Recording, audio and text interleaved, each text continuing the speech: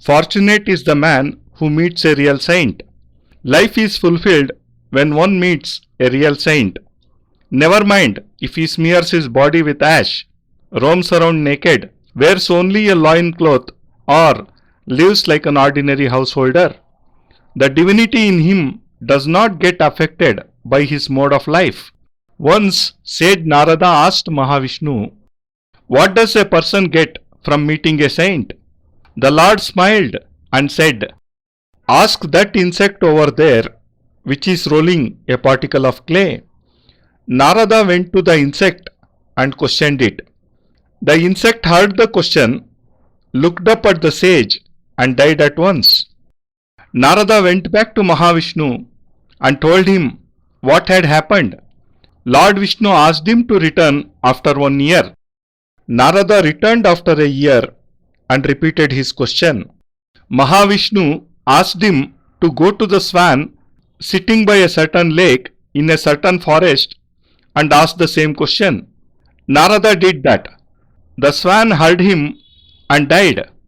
Narada was very sad. He went back to Mahavishnu and told him what had happened. He was told to return after 1 year. Narada went back to Mahavishnu after 1 year and asked him the same question. He was asked to go to the royal palace in a certain city and ask the newly born baby there to answer the question. Narada went to that palace and was warmly welcomed.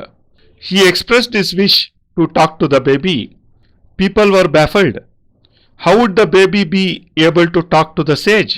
But Narada insisted and they had to give in.